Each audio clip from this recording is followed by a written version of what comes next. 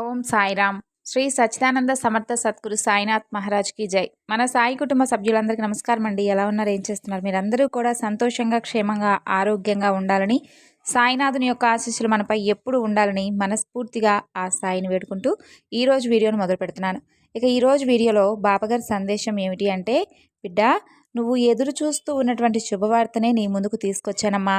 కానీ నీవే అశ్రద్ధతో ఈ అదృష్టాన్ని జార విడుచుకోబోతున్నావు. కాబట్టి ఈ అదృష్టాన్ని అందిపుచ్చుకో అంటున్నారు. మరి ఈ సందేశంలో ఉన్నటువంటి పరమార్థం ఏమిటో బాబాగారు మనకు ఏమని తెలియజేయబోతున్నారో తప్పకుండా తెలుసుకుందామండి. అంతకన్నా ముందు మన ఛానల్ను కొత్తగా చూస్తున్నట్టయితే ఛానల్ను సబ్స్క్రైబ్ చేసుకొని వీడియో కనుక నచ్చితే లైక్ చేసి సపోర్ట్ చేయండి ఫ్రెండ్స్. బాబాగారి సందేశం గురించి తెలుసుకుందాం. బిడ్డ, నువ్వు ఎదురు చూస్తున్నటువంటి ఒక మంచి శుభవార్తనే నీ ముందుకు తీసుకొచ్చాడు ఈ బాబా. కాబట్టి ఈ వచ్చినటువంటి ఈ అదృష్టాన్ని జార విడుచుకోకుండా చక్కగా ఈ సందేశంలో ఉన్నటువంటి ఆంతర్యం ఏమిటో తెలుసుకొని నీ మనసును ప్రశాంతంగా ఉంచుకో. ఎవరికీ కనిపించినంత దూరంగా వెళ్ళిపోవాలని నీ మనసు కనిపిస్తుంది కదూ. అలాగే ఈ జీవితంలో ఇప్పటి వరకు నువ్వు అనుభవిస్తున్నటువంటి కష్టాలు, సమస్యలు, వీటన్నిటికీ కూడా నీవు ఏం చేయాలో అర్థం కాక పాలుపోక ఎంతగా విచారిస్తూ ప్రతిరోజు కూడా బాధపడుతూ ఉన్నావో నాకు తెలుసు. వీటన్నిటి వల్ల నువ్వు ఎంతగా విసిగిపోయావో, నీ మనసు ఎంతగా బాధపడుతూ ఉందో కూడా నేను అర్థం చేసుకున్నాను. కాబట్టే ఈరోజు నీ కోసమై అనుకోనటువంటి ఒక మంచి శుభవార్తతో ఈ సాయి నీ ఇంటి తలుపు తట్టబోతున్నాడు.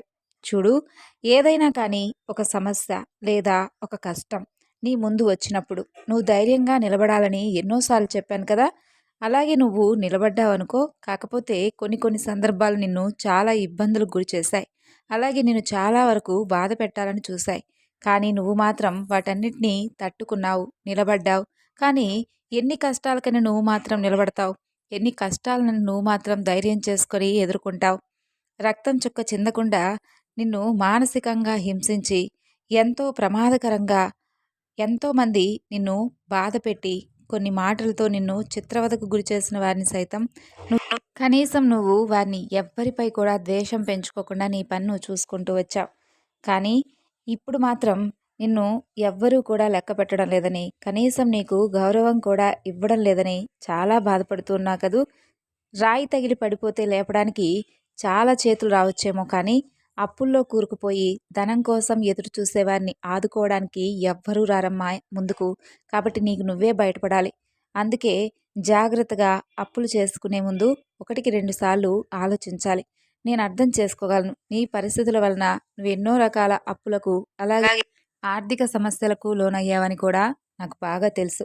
కానీ నీకు ప్రతిసారి కూడా నా సహాయం అయితే అందుతూనే ఉంది.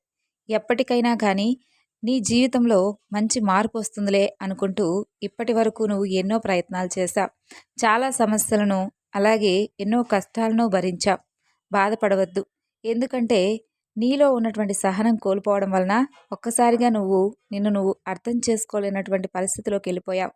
ఎంతో దుఃఖిస్తూ ఉన్నావు. ఇలా బాధపడటం వలన ఎలాంటి ప్రయోజనం ఉండదు. నీ జీవితంలోకి ఒక మంచి అదృష్టాన్ని ప్రవేశపెట్టబోతున్నాను.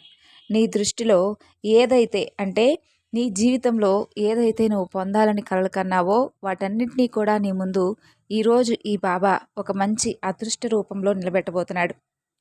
100లో 99 సార్లు నువ్వు ఓడిపోయినా కానీ ఇంకా ఏదో విజయం దాగే ఉంది అని గెలిచేందుకే నువ్వు ముందుకు వెళ్ళాలి తప్ప వెనకడుగు మాత్రం ఎట్టి పరిస్థితిలో వేయవద్దు.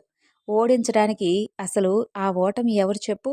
నాకు నేనే విరమించుకోవాలి తప్ప నన్నెవ్వరూ కూడా ఓడించడానికి ముందుకు రాకూడదు అని నీ మనసును నువ్వే నచ్చచెప్పుకునే ప్రయత్నం చెయ్యి. అలాగే నిశ్చలమైనటువంటి బుద్ధితో క్రమక్రమంగా నువ్వు చేసేటటువంటి పనిపై ఇంకా దృష్టి సారించు. ఎంతైతే నువ్వు శ్రమించాలి, ఎంతైతే నువ్వు శ్రమించగలవో అంతే విధమైనటువంటి శ్రమను నీ పనిపై ఉంచు. అలాగే నీకున్నటువంటి ఆర్థిక సమస్యలపై, అప్పుల బాధలపై ఆ ఆలోచనలన్నీ కూడా తీసివేసి ప్రస్తుతం ఏదైనా కానీ నీ మంచికే జరుగుతుంది, జరగబోతుంది కూడా నీ మంచి కోసమే అని నీ మనసు నిండా కూడా మంచి ఆలోచనలు నింపుకో.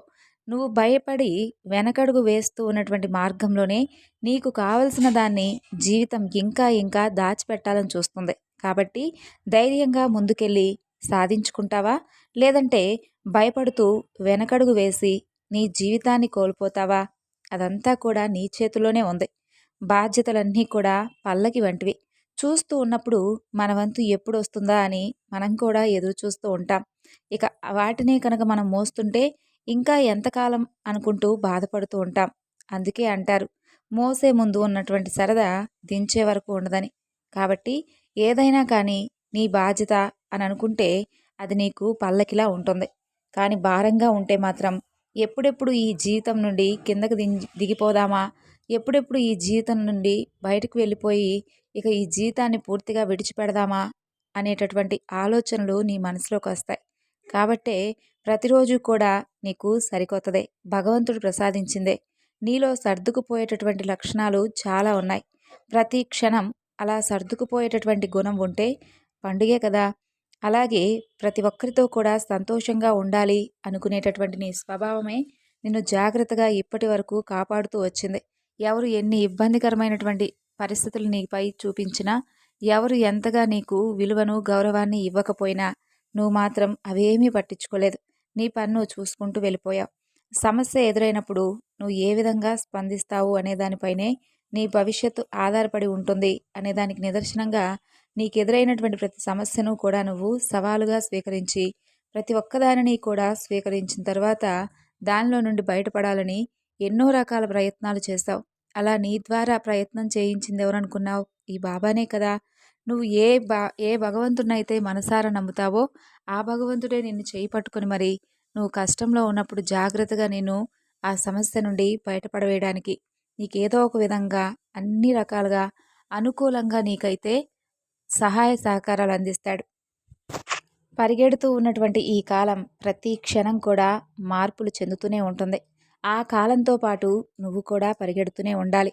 నీ జీవితం ఎందుకు మారదో అది కూడా చూడు. ఆ కాలంతో పాటు నువ్వు పరిగెత్తకుండా అలా ఆగిపోయి నీ జీవితంలో ఉన్న కష్టాలను సమస్యలను తలుచుకుంటూ నాకే ఎందుకు ఇలా జరుగుతుంది, నేనేం పాపం చేశాను, నా ఒక్కడికే ఇలా జరుగుతుందా, నా ఒక్కదానికే ఇలా జరుగుతుందా, లేదంటే ప్రతి ఒక్కరూ కూడా నా చుట్టూ ఉన్నవారు సంతోషంగానే ఉన్నారు కదా, మరి నాకు మాత్రమే ఎందుకు ఇలా కష్టం తర్వాత కష్టం, సమస్య తర్వాత సమస్య నన్ను ఇలా బాధ పెడుతూ ఉన్నాయి, అసలు ఈ జీవితంలో ఇక నాకు ఎప్పటికీ కూడా సంతోషం అనేదే రాదా అనుకుంటూ ఎప్పుడూ కూడా ఈ విధమైనటువంటి వ్యతిరేక ఆలోచనలైతే నీ మనసులోకి రానివ్వద్దు. నిన్న నీది కానట్లు నిలబడ్డం దేనికి, రేపు నీది కాదని నిరుత్సాహం పట్టం దేనికి, జరిగిందేదో జరిగిపోయింది.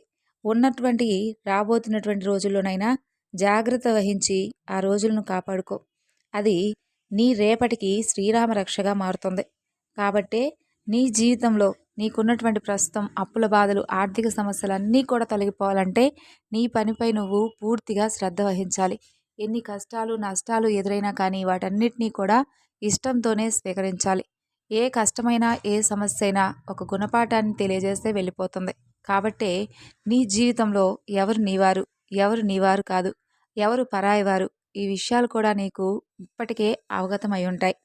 కడుపులోకి వెళ్ళినటువంటి విషయం ఆ మనిషి జీవితాన్ని మాత్రమే నాశనం చేస్తుంది. కానీ చెవిలోకి వెళ్ళినటువంటి విషయం ఎన్నో బంధాలను, ఎన్నో జీవితాలను నాశనం చేస్తుంది. అందుకే ఎప్పుడూ కూడా ఎవరి గురించి ఎక్కువగా ఆలోచించకుండా, చెప్పుడు మాటలు వినకుండా, తప్పో ఒప్పో నీ మనసు నీకేం చెబుతుందో ఆ పని నువ్వు చేసుకుంటూ, అదంతా కూడా భగవంతుడు నిర్దేశించినటువంటి ఒక మంచి నిర్దిష్ట కాలం అని చెప్పి తెలుసుకొని నీ పనిలో నువ్వు ఏ విధమైనటువంటి మార్పులు చేర్పులు జరుగుతున్నాయా, నేను ఎంతవరకు నా పనిని నేను శ్రద్ధగా చేస్తున్నానా అనుకుంటూ నీ పని నువ్వు చూసుకుంటూ వెళ్ళు. లోకం తిరిగి ఎప్పుడూ కూడా ఒకటే, పైకొచ్చేవారిని ఎదగనివ్వదు. అలాగే ఒకవేళ పడిపోయినా కానీ చెయ్యందించాలి అని అనుకున్నా కూడా ఎక్కడ వారు బాగుపడిపోతారేమోనని కనీసం చెయ్యి కూడా అందివ్వరు. నేటి సమాజం తీరు అలాగే ఉంది. కాబట్టి ఎవరి సహాయ సహకారాలు పొందకుండా అంతా కూడా భగవంతుడి యొక్క సహాయం నాకు లభిస్తుందనుకొని నీకు నువ్వే నచ్చజెప్పుకొని నీ ప్రయత్నాన్ని నువ్వు సాగిస్తూ ఉండు. గొప్ప శుభవార్తతో నీ జీవితం అందంగా ఆనందంగా మారబోతుంది. అలాగే ఒక మంచి అదృష్ట కాలం నిన్ను వరించబోతుంది. ఈ సంవత్సరంలో నువ్వు ఏ శుభవార్తలైతే వినాలని కలగన్నావో, ఏ సమస్యల నుండి అయితే బయటపడాలని బాబాను ప్రతిరోజు కూడా ప్రార్థిస్తూ ఉన్నావో ఆ సమస్యల నుండి నీకు పూర్తిగా విముక్తి లభిస్తుంది. మంచి శుభవార్తలతో ఈ సంవత్సరం అంతా కూడా నీవు నీ కుటుంబం ఆనందంగా ఆయురారోగ్యాలతో అష్టైశ్వర్యాలతో నా ముందు కలకలలాడుతూ ఆనందంగా జీవిస్తారు. ఇది నేను నీకు ఇస్తున్నటువంటి వాగ్దానంగా భావించు. సంతోషంగా ఉండండి. విన్నారు కదండి బాబాగారి సందేశం. ఈ సందేశం మీ అందరికీ కూడా నచ్చింది అనుకుంటున్నాను. నచ్చితే తప్పకుండా మరికొంతమందికి షేర్ చేయండి. మరొక చక్కని బాబాగారి సందేశంతో మరలా కలుసుకుందాం. అంతవరకు నమస్కారం. ఓం సాయిరామ్. సర్వేజన